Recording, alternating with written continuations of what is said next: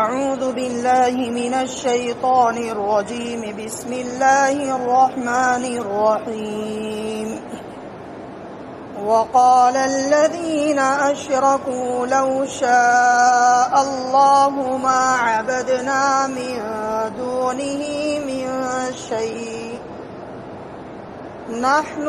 ولا آباؤنا ولا حرمنا من دونه من شيء كذلك فعل الذين من قبلهم فهل على الرسل إلا البلاغ المبين وَلَقَدْ بَعَثْنَا فِي كُلِّ أُمَّةٍ رَسُولًا أَنِ اعْبُدُوا اللَّهَ وَاجْتَنِبُوا الطَّاغُوتَ فَمِنْهُمْ مَنْ هَدَى اللَّهُ وَمِنْهُمْ مَنْ حَقَّتْ عَلَيْهِ الضَّلَالَةُ فَسِيرُوا فِي الْأَرْضِ فَانظُرُوا كَيْفَ كَانَ عَاقِبَةُ الْمُكَذِّبِينَ إِن تَحْرِصْ عَلَى هُدَاهُمْ فَإِنَّ اللَّهَ لَا يَهْدِي مَن يُضِلُّ وَمَا لَهُم مِّن نَّاصِرِينَ وَأَقْسَمُوا بِاللَّهِ جَهْدَ أَيْمَانِهِمْ لَا يَبْعَثُ اللَّهُ مَن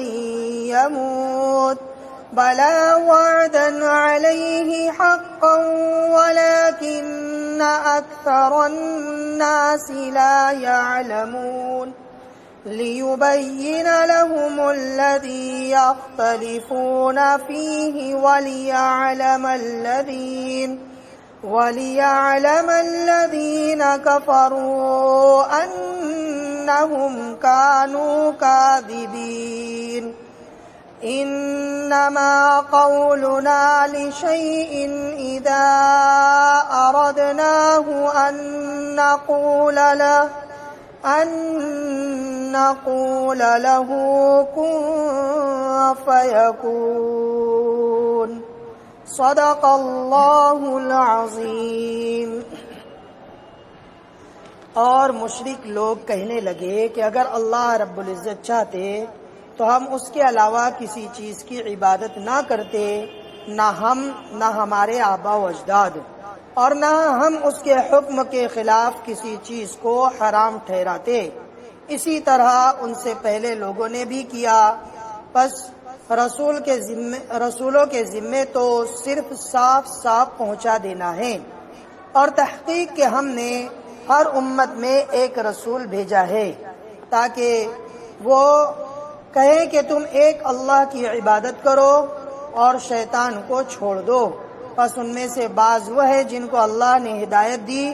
اور ان میں سے بعض وہ ہیں جن پر گمراہی ثابت ہو گئی۔ پس تم زمین میں چلو پھرو، پھر دیکھو کہ کیسے تکذیب کرنے والوں کا انجام ہوا۔ اگر آپ ان کی ہدایت پر چاہتے ہیں تو بے شک اللہ رب العزت ہدایت نہیں دیتے ان لوگوں کو جن کو وہ گمراہ کرتے ہیں، اور ان کے لیے کوئی مددگار نہیں ہے۔ اور یہ لوگ اللہ کی سخت قسم کھا کر کہتے ہیں کہ اللہ رب العزت نہیں اٹھائے گا ان لوگوں کو جو مر گئے ہیں۔ کیوں نہیں؟ اللہ کا وعدہ بالکل حق اور سچ ہے، لیکن اکثر لوگ جانتے نہیں ہیں، تاکہ ان لوگوں کے سامنے ظاہر ہو جائے وہ بات جس میں وہ لوگ اختلاف کرتے ہیں، اور تاکہ کافر لوگ جان لے کہ وہ لوگ جھوٹے تھے۔ بے شک ہمارا کسی چیز کے بارے میں کہنا جب ہم ارادہ کرتے ہیں تو ہم کہتے ہیں اس کو کہ ہو جا تو وہ ہو جاتی ہے۔ محترم بزرگوں اور دوستو، یہ سورہ نحل کی 35 سے 40 نمبر کی آیت ہے۔ پہلی آیت میں ان مشرکین کے ایک مجادلے کو اللہ رب العزت بیان کر رہے ہیں، اور وہ مجادلہ اور ان کی کم فہمی، کم عقلی یہ تھی کہ اگر اللہ رب العزت چاہتے تو ہم اللہ کی نافرمانی کرتے ہوئے زندگی گزار رہے ہیں، ہم اللہ کو چھوڑ کر اللہ کے غیر کی عبادت کر رہے ہیں، ہمارے دل میں جو آ رہا ہے ہم اس کو حرام کر دے رہے ہیں، چاہے وہ اللہ نے اس کو حلال کیا ہو یا جس کو اللہ نے حرام کیا ہم اس کو حلال کر دے رہے ہیں۔ اگر اللہ کو یہ ساری چیزیں ناپسند ہوتی تو ہم یہ سب کام نہیں کرتے۔ یہ ایک مجادلہ تھا ان کفار و مشرکین کی طرف سے کہ اللہ رب العزت ہم کو یہ سب کرنے دے رہے ہیں، گویا اس بات سے سمجھ میں آتا ہے کہ ہمارا یہ کام اللہ کو ناپسند نہیں ہے۔ نعوذ باللہ وہ لوگ یہ کہنے لگے، حالانکہ مسئلہ یہ ہے کہ اللہ رب العزت جو ہے دنیا کے اندر انسانوں کو اختیار دیا ہے، اور اختیار دینے کے بعد اللہ رب العزت جو جیسا ان اللہ کی کائنات میں غور و فکر کر کے، اللہ کی قدرت میں غور و فکر کر کے، اپنے خالق اور مالک کو پہچان کر اس کی توحید کا اقرار کر کے اس کی بندگی کرتے ہوئے زندگی گزارے گا تو اللہ رب العزت اس کو ہدایت دیں گے، اور جو لوگ ان ساری کائنات میں غور و فکر نہ کر کے اپنی ضد اور ہٹ دھرمی پر جمے رہ کر اللہ کے غیر کی عبادت کرتے ہوئے اگر زندگی گزاریں گے تو پھر اللہ رب العزت ایسے لوگوں کو گمراہ کر دیتے ہیں، پھر یہ لوگ حق بات کو تسلیم نہیں کرتے۔ تو اللہ رب العزت صاف طور پر ان کے اس مجادلے کو آگے کی آیات میں بھی بیان کر رہے ہیں کہ ان کا یہ کہنا صحیح نہیں تھا کہ اگر اللہ رب العزت چاہتے تو ہم اس کے علاوہ کسی اور کی عبادت نہیں کرتے، اور نہ ہم کرتے نہ ہم سے پہلے ہمارے آبا و اجداد کرتے، نہ ہم اس کے حکم کے علاوہ کسی چیز کو حرام ٹھہراتے۔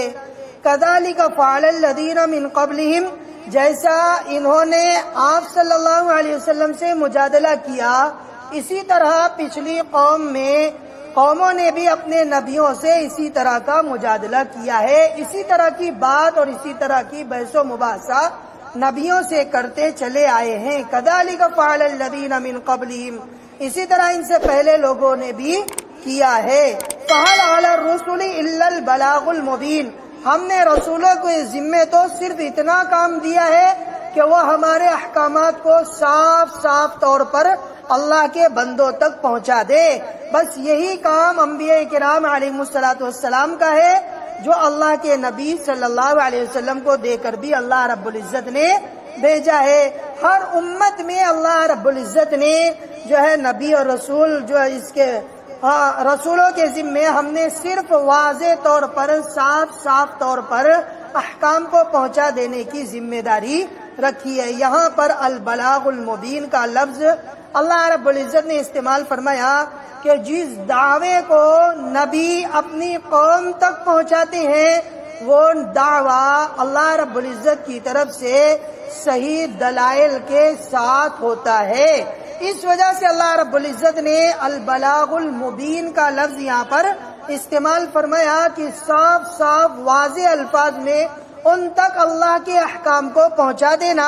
اور جو دعویٰ کر رہے ہیں کہ ایک ہی اللہ ہے، ایک ہی معبود ہے، اس کے علاوہ کوئی اور معبود نہیں ہے، تو یہ دعویٰ مع دلیل ہے۔ انبیاء کرام علیہم الصلوۃ والسلام کے پاس دلیل ہے، اور اسی دلیل کو سامنے رکھتے ہوئے صاف واضح الفاظ میں امت اور قوموں تک انبیاء کرام علیہم الصلوۃ والسلام پہنچا دیتے ہیں۔ وَلَقَدْ بَعَثْنَا فِي كُلِّ أُمَّةٍ رَسُولًا، اور ہم نے ہر امت میں ایک رسول کو بھیجا ہے۔ یہاں پر اللہ رب العزت نے ساری قوموں کے پاس نبی اور رسول کو بھیجنے کی بات کہی ہے۔ مفسرین نے حضرت جو ہے مولانا جو ہے معرف القرآن میں نقل کیا ہے کہ کیا ہندوستان میں بھی اللہ رب العزت نے کسی نبی اور رسول کو بھیجا ہے، یعنی کہ اس سے پہلے ابتدا میں اللہ رب العزت نے وَلَقَدْ بَعَثْنَا فِي كُلِّ أُمَّةٍ رَسُولًا سے یوں ہی سمجھ میں آ رہا ہے کہ اللہ رب العزت نے ہر امت میں اپنے کسی نہ کسی پیغمبر اور رسول کو ضرور بھیجا ہے۔ یہاں پر مفسرین نے اس بات کی طرف اشارہ کیا ہے کہ یا تو بغیر کسی واسطے سے نبی اور رسول پہنچا ہو، یا انہوں نے اپنا کوئی نائب بنا کر یہاں پر بھیجا ہو، یہ دونوں کی دونوں باتیں یہاں پر موجود ہے۔ لہذا اس اعتبار سے اگر دیکھا جائے تو اللہ رب العزت نے اپنے پیغمبروں کے نبی کو، جیسا کہ جو ہے حضرت آدم علیہ نبینا علیہ الصلوۃ والسلام کی آمد جو ہے وہ ہندوستان ہی کے سرزمین پر ہوئی، اور اس کے بعد اللہ کے نبی صلی اللہ علیہ وسلم کے نائبین جو تھے، اللہ رب العزت نے صحابہ کرام رضی اللہ عنہم اجمعین کو ہندوستان کی سرزمین میں اللہ کے بندوں کو اللہ کے دین کی طرف لانے کے لیے بھیجا ہے۔ مختلف علاقوں میں، ہندوستان کے مختلف شعبوں میں جو ہے صحابہ کرام رضی اللہ عنہم اجمعین کی قبریں موجود ہے۔ لہذا یہ اس بات کی دلیل ہے کہ انبیاء رسول یا ان کے نائبین میں سے کوئی بھی ہر امت کے پاس اللہ کے دین اور دعوت کو لے کر پہنچنا یہ اللہ رب العزت کی طرف سے ہے۔ وَلَقَدْ بَعَثْنَا فِي كُلِّ أُمَّةٍ رَسُولًا، اور ہم نے ہر امت میں ایک رسول بھیجا ہے۔ کس کام کے لیے؟ ان اعبدوا اللہ، ان کا کام یہ ہے کہ تم کہو کہ ایک اللہ کی عبادت کرو، واجتنبوا الطاغوت، اور شیطان کو چھوڑ دو، شیطان کے راستے سے اپنے آپ کو ہٹا دو، شیطان سے اپنے آپ کو دور کر دو۔ پھر جو ان نبیوں کی بات کو تسلیم کر لے گا، جس کے اندر یہ ہوگا کہ حق بات کو یا اس کا طالب ہوگا یا اس کا متلاشی ہوگا، تلاش کرنے والا ہوگا، فَمِنْهُمْ مَنْ هَدَى اللَّهُ، تو ان میں سے بعض وہ ہیں جن کے اندر ضد اور ہٹ درمی نہیں ہوگی، جن کے اندر سچی طلب ہوگی، اللہ رب العزت اس کو ہدایت دے دیں گے۔ وَمِنْهُمْ مَنْ حَقَّتْ عَلَيْهِ الضَّلَالَةُ، اور جو اپنی ضد پر ڈٹا ہوگا اور حق بات کو دیکھنے کے بعد تسلیم نہ کرے تو پھر اس کے اوپر ضلالت اور گمراہی ثابت کر دی جائے گی۔ اب اس کی دل میں حق بات نہیں اترے گی، جس کو دوسرے الفاظ میں اللہ رب العزت نے ارشاد فرمایا کہ ان کے دل پر مہر لگ جائے گی۔ اب ان کا دل جو ہے وہ حق بات کو تسلیم نہیں کرے گا۔ اب یہاں پر اللہ رب العزت نے جو مشرکین مکہ نے اللہ رب العزت کے سامنے کہا، اللہ کے نبی صلی اللہ علیہ وسلم کے سامنے، کہ ہم اللہ کو چھوڑ کر اللہ کے غیر کی عبادت کر رہے ہیں، ہم کیا ہمارے آبا و اجداد کر رہے ہیں، ہم اس کے حکم کے خلاف کسی چیز کو حرام ٹھہرا رہے ہیں۔ اگر یہ چیز اللہ رب العزت کو ناپسند ہوتی تو ہم یہ کام نہیں کرتے، بلکہ ہم مکمل طور پر صرف اللہ کی عبادت اور اللہ کی اطاعت کرتے ہوئے ہی زندگی گزارتے۔ تو اللہ رب العزت اللہ کے نبی صلی اللہ علیہ وسلم کے واسطے سے کہلا رہے ہیں کہ تم ان کو کہہ دو کہ تم زمین میں چلو پھرو، اور تم سے پہلے جو قومیں آباد تھی اور جنہوں نے اللہ کی نبی کی بات کو نہیں مانا اور اسی بات پر جمے رہے اور اپنے نبیوں سے اسی طرح مجادلہ کرتے رہے، تو ان کا حال کیا ہوا؟ فسیروا فی الارض، تم چلو پھرو زمین میں، فانظروا، اور دیکھو کیف کان عاقبۃ المکذبین، جو ہم کو جھٹلانے والے تھے ان کا انجام کیا ہوا۔ اللہ کا عذاب نازل ہوا، اللہ رب العزت نے ان عذابات میں سے جو ایمان لانے والے تھے ان عذابات سے ان کو بچا لیا، ان کو وہاں سے الگ کر لیا، اور جتنے کفار و مشرکین تھے صرف انہی کے اوپر اللہ رب العزت کا عذاب نازل ہوا۔ اگر وہ لوگ اگر ان کے اعمال اللہ کو ناپسند ہوتے تو پھر اللہ رب العزت ان کے اوپر اپنے عذاب کو نازل نہیں کرتے، اور ان مومنین کو جو ایمان لے آئے نبی کی بات پر، نبی اور مومنین کو ان عذابات سے محفوظ اللہ رب العزت نہیں کرتے۔ تو اللہ رب العزت ان کو کہہ رہے کہ تم ان کو کہہ دو کہ جاؤ تم زمین میں سفر کرو، جاؤ دیکھو، فانظروا، اور غور کرو، کیف کان عاقبۃ المکذبین، کہ کیسے ہم نے ان جھٹلانے والوں کا انجام ہوا، یعنی اللہ کا عذاب، اللہ کی پکڑ نازل ہوئی۔ اس کے بعد اللہ کے نبی صلی اللہ علیہ وسلم کو بطور تسلی کہ اللہ رب العزت فرما رہے ہیں، چونکہ ہر وقت اللہ کے نبی صلی اللہ علیہ وسلم کی ہر ایک کے بارے میں یہی فکر رہتی تھی کہ کیسے یہ ہدایت پر آ جائے، کیسے یہ ایک اللہ کو معبود مان کر زندگی گزار لے، اور اگر وہ ایمان نہ لے کر آئے تو اس سے آپ کو غم ہوتا تھا۔ تو اللہ رب العزت تسلی کے الفاظ کرے، ان تحرص علی ہداہم، ان کی ہدایت پر اگر آپ حرص کرتے ہیں، چاہتے ہیں، تو یہ یاد رکھو کہ اللہ رب العزت جن کو گمراہ کرنا چاہتا ہے ان کو ہدایت اللہ رب العزت نہیں دیتے، یعنی جن کو جو اپنی ضد پر اڑے ہوئے ہیں اور ساری چیزوں کو دیکھنے کے بعد بھی وہ نبی کی بات کو قبول نہیں کر رہے، نبی کو جھٹلا رہے ہیں، اللہ کی کتاب کو جھٹلا رہے ہیں، قرآن کی آیات کو جھٹلا رہے ہیں، اللہ کے معبود ہونے کو جھٹلا رہے ہیں اور اپنی اسی ضد پر اڑے ہوئے ہیں، تو پھر اللہ رب العزت ایسے گمراہ ہونے والوں کو ہدایت نہیں دیتے۔ فَإِنَّ اللَّهَ لَا يَهْدِي مَن يُضِلُّ، بس بے شک اللہ رب العزت ان گمراہ ہونے والوں کو ہدایت نہیں دیتے۔ وَمَا لَهُم مِّن نَاصِرِينَ، اور ان کفار و مشرکین کو یہ تھا کہ ہم اللہ کو چھوڑ کر جن معبودوں کی عبادت کر رہے ہیں، کل یہ اللہ رب العزت کے سامنے ہماری حفاظت کر لیں گے، ہم کو بچا لیں گے۔ تو اللہ رب العزت کہہ رہے وَمَا لَهُم مِّن نَاصِرِينَ، کوئی بھی ان کا مددگار نہیں ہوگا۔ وہاں جب اللہ کی پکڑ آئے گی تو یہ جو جن کی عبادت کر رہے ہیں یہ کسی کام ان کے آنے والے نہیں ہیں، یہ تو خود مخلوق ہے، مخلوق بن کر اللہ کے سامنے کیسی ان کی سفارش کر سکتے ہیں اور کیسے ان کی مدد اور نصرت کر سکتے ہیں۔ وَأَقْسَمُوا، یہاں تک تو ان کے جو مجادلہ انہوں نے پیش کیا تھا اور اپنے اعمال کو صحیح بتا رہے تھے، لہذا اس کا جواب تھا۔ آگے اللہ رب العزت بعد الموت سے متعلق ان کا جو عقیدہ تھا اور جیسا ان کا ماننا تھا اس کو اللہ رب العزت بیان کر رہے ہیں۔ وَأَقْسَمُوا بِاللَّهِ جَهْدَ أَيْمَانِهِمْ، اور یہ لوگ سخت قسمیں کھا کر اللہ کی کہتے ہیں لا يبعث اللہ من یموت، کہ جو مر گیا اب دوبارہ اللہ اس کو نہیں اٹھائیں گے، یعنی دوبارہ وہ زندہ نہیں ہوگا، جو کچھ ہے وہ دنیا ہی کے اندر ہے، دنیا کے بعد یعنی مرنے کے بعد اب دوبارہ اس کو اٹھایا نہیں جائے گا۔ بلا وعدن علیہ حقا، تو یہ لوگ جو اللہ کی سخت قسم کھا کر سختی کے ساتھ جس بات کو کہتے تھے اور اپنے دل میں جو عقیدہ رکھ کر زندگی گزارتے تھے، اللہ رب العزت فرما رہے ہیں بلا کیوں نہیں، وعدن علیہ حقا، اللہ کے ذمے یہ وعدہ یعنی انسان کو مرنے کے بعد دوبارہ زندہ کرنا یہ بالکل حق اور سچ ہے۔ جو یہ اپنے دل کے اندر گمان کر کے اور عقیدہ رکھ کر چل رہے ہیں ان کا یہ عقیدہ بالکل باطل ہے۔ ہر ایک کو موت آنی ہے اور موت کے بعد اللہ رب العزت ہر ایک کو دوبارہ اٹھائیں گے اور حشر کے میدان میں ہر ایک کو جمع ہونا ہے۔ وعدن علیہ حقا ولکن اکثر الناس لا يعلمون، لیکن لوگوں میں سے اکثر لوگ اس بات کو جانتے نہیں ہیں، یعنی اس بات کو تسلیم نہیں کرتے،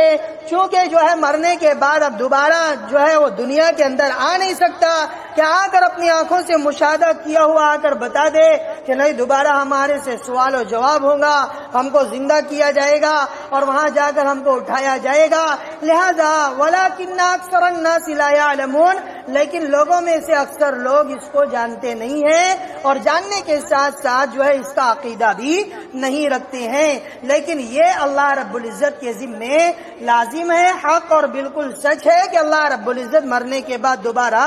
زندہ کریں گے، اور جب اللہ رب العزت مرنے کے بعد دوبارہ زندہ کر کے سب کو جمع کر دیں گے تو یہ جمع کرنا اس لیے ہوگا لِيُبَيِّنَ لَهُمُ الَّذِي يَخْتَلِفُونَ فِيهِ، تاکہ اللہ رب العزت ان لوگوں کے سامنے اس چیز کو ظاہر کر دے جس میں یہ لوگ اختلاف کیا کرتے تھے۔ کیا اختلاف تھا؟ کہ ہم حق پر ہیں تم ناحق ہو۔ انبیاء کرام علیہ السلام اور مومنین کو جھٹلا دیا کرتے تھے اور کہتے تھے کہ ہم ہی کامیاب ہونے والے ہیں۔ وہاں جب اللہ رب العزت ان کو دوبارہ زندہ کر کے جمع کریں گے وہاں کھل کر سامنے آ جائے گا کہ جو اللہ کی بندگی اللہ کی اطاعت کر رہے تھے، انبیاء کرام علیہ السلام کی سنتوں کی اتباع کرتے ہوئے زندگی گزار رہے تھے، ان کے لیے انعامات کے فیصلے ہو گئے، اللہ کے باغات کے فیصلے ہو گئے، اور جنہوں نے انکار کر کے زندگی گزارا ہے ہمیشہ کی ناکامی اور ان کے لیے اللہ کی پکڑ اور عذاب کے فیصلے ہو گئے، تاکہ اللہ رب العزت ظاہر کر دے ان چیزوں کو ان کے سامنے جس میں یہ لوگ اختلاف کرتے ہیں، اور تاکہ وہ کافر لوگ جو دنیا میں اللہ کا انکار کرتے ہوئے زندگی گزار رہے تھے، نبی اور رسول کی رسالت کا انکار کر رہے تھے، اللہ کی کتاب کا انکار کر رہے تھے اور مرنے کے بعد دوبارہ زندہ ہونے کا انکار کر رہے تھے، وہ کافر لوگ جان لے کہ یہی لوگ حقیقت میں جھوٹے تھے۔ یہ لوگ جو جھوٹا عقیدہ رکھ کر زندگی گزار رہے تھے ان کا جو عقیدہ تھا یہ بالکل غلط اور بالکل جھوٹا تھا۔ ہمارا معاملہ تو کیا ہے؟ اب اللہ رب العزت اپنی قدرت کو بتا رہے ہیں کہ ہمارے لیے کوئی مشکل نہیں ہے، ایک مرتبہ ہم نے کسی کو زندہ کر دیا، اس کے اندر جان ڈال دی، اب دوبارہ پھر اس کے اندر جان ڈالنا یہ ہمارے لیے کوئی مشکل نہیں ہے، بلکہ ہماری قدرت، ہماری طاقت تو ایسی ہے کہ دنیا کی کوئی بھی چیز ہو اس کو اگر وجود میں لانا ہے تو ہمارا صرف یہ کہنا کہ تو ہو جا تو وہ فوراً ہو جاتی ہے۔ اللہ رب العزت کی قدرت تو اتنی زیادہ ہے، وہ کسی چیز کے بارے میں بھی اگر یہ فیصلہ کر لے اور ارادہ کر لے کہ اس چیز کو ظاہر کرنا ہے، پیدا کرنا ہے، وجود میں لانا ہے، تو اللہ رب العزت کا اس چیز کے لیے صرف یہی کہنا کہ تو ہو جا تو وہ فوراً وجود میں آ جاتی ہے۔ جب اللہ رب العزت ایسی قدرت کے مالک ہے تو پھر اللہ رب العزت کے لیے کیا مشکل ہے کہ ایک مرتبہ کسی کو زندہ کر دیا تو دوبارہ اس کو مرنے کے بعد دوبارہ زندہ نہیں کر سکتے۔ اللہ رب العزت ضرور بر ضرور جو ہے اللہ رب العزت کے لیے بہت آسان ہے کہ ایک چیز، دنیا کا قاعدہ قانون ہے کہ کسی چیز کو پہلی مرتبہ بنانے میں پریشانی آتی ہے، ایک بن گئی، اب ایک کے علاوہ دوبارہ دوسری چیز کو وجود میں لانا دنیا کے انسان کے لیے مشکل نہیں ہے، تو وہ تو اللہ رب العزت ہے جو پوری کائنات کا خالق اور مالک ہے، اس کے لیے کیا مشکل ہے کہ ایک مرتبہ زندہ کر دیا تو دوبارہ وہ زندہ نہیں کر سکتا۔ دنیا کے اندر بے شمار ایسی چیزیں ہیں جو اس بات کی دلیل ہے کہ جب دنیا کے لوگ ایک چیز کو وجود میں لانے کے بعد اگرچہ اس کو بھی اللہ رب العزت ہی وجود میں لا رہے ہیں، لیکن ظاہری اعتبار سے وہ اپنی عقل کا استعمال کر کے کہتے ہیں کہ ہم نے اس کو بنایا ہے، ہم اس کو وجود میں لائے ہیں، تو اب اس کو وجود میں لانے کے بعد دوبارہ اسی صورت کی دوسری چیز کا لانا کوئی مشکل ان کے لیے نہیں ہوتا۔ تو جب اللہ رب العزت جو پوری کائنات کا خالق اور مالک ہے، اس کے لیے تو ذرہ برابر بھی مشکل نہیں کہ ایک چیز کو، ایک انسان کو ایک مرتبہ پیدا کر دیا تو اب دوبارہ اس کو اللہ رب العزت پیدا نہ کر سکے، یہ اللہ رب العزت کے لیے کوئی مشکل نہیں بلکہ بہت زیادہ آسان ہے کہ وہ ایک مرتبہ کیا 10 مرتبہ بھی اگر چاہے تو وہ اس کو دوبارہ زندہ کر سکتے ہیں۔ یہی واقعہ تو حضرت ابراہیم علی نبینا وعلیہ الصلوۃ والسلام سے متعلق، وَإِذْ قَالَ إِبْرَاهِيمُ